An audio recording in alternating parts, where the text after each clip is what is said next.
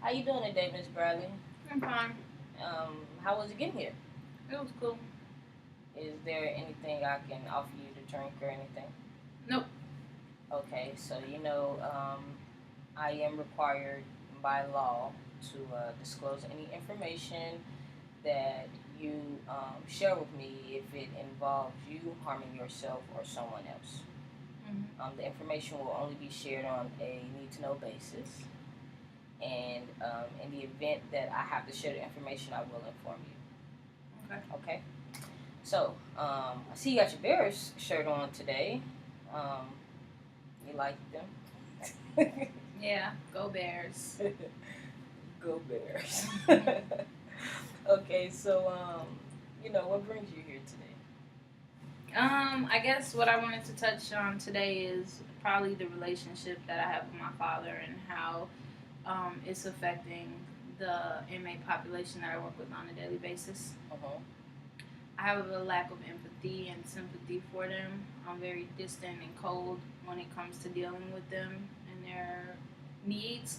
I'll give them what they need, but I don't have any type of sympathy if they're sick or if they're dope sick or any of that type of extra attention that other officers do show the inmates. Okay, um, so you believe that the relationship that you had or have with your father affects your ability to properly empathize with the inmate population that you deal with. Yes, because my father is a drug addict as well, and he has been my entire life. And so I've just kind of learned to disconnect from that, from him in that emotional type of way. Okay, so now you say that it makes you disconnect. Um, so when it does come to interacting with your father, how do you treat him?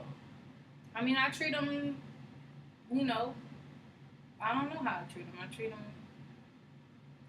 with respect. Uh-huh. That's about it. I don't have any expectations of him. I don't have any, you know, like, just no expectation of anything good to come from him. So when he does come around, I treat him with respect. But that's about it.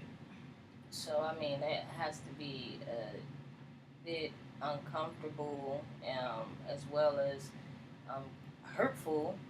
I mean, to know that this is your father and you can't have that um, type of relationship that, to me, you want to have with your father. It seems like you want to have a better relationship with him, but due to his drug addiction, it prevents you from having that type of relationship.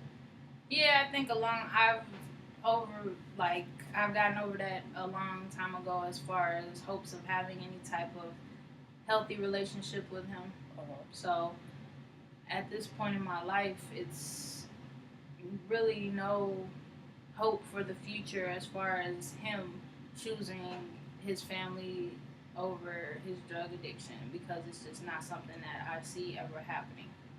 Because he's made many promises over the past 30 years and he's never once followed through with any of them. So, Okay, so basically, if I'm understanding this correctly, it seems like you're hurt by his lack of parenting skills and the fact that you feel that he should be there for you in a way that he's not. it's not so much that I'm hurt of his lack of parenting skills for me. It's when he makes comments about my lifestyle and how I'm parenting, and you know that I find it offensive, considering that he has never been, um, he's never been that example of being Okay. a positive parent to be able to even comment on the way I'm raising my child or my family. Okay, so how long have you felt this way? Because it seems like you've been holding this in for quite some time, and it stems from, you know, um,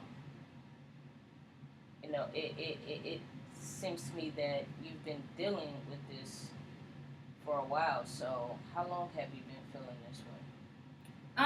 Well, since I've been back at work and I kind of see the way I've been dealing with some drug addicted inmates and how I'm very like cold and disconnected from them, and I really just don't even want to be like, I don't want to even talk to them for any reason because they kind of disgust me and irritate me, and it's really not their fault that they are drug addicts, and so I don't want to be that way, but it's like I have this predisposed, like, I don't know, like I look at them and it just like I have this coldness towards them, and I really do think it's from my because of dealing with my father over the years.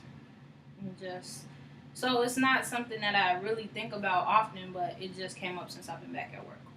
Okay, so since you've been back at work, do you feel that your interaction with drug addicted inmates has increased? Like, is there a larger population of the drug addicted inmates, or do you think that it's just come to surface how you feel about the inmates due to you and your father's relationship? Well, the deck I've been working on is primarily like detox intake. So I've been dealing with a lot of um, people coming in detoxing and drug withdrawals and things like that. So it's been more recently that I've been dealing with this, acute population.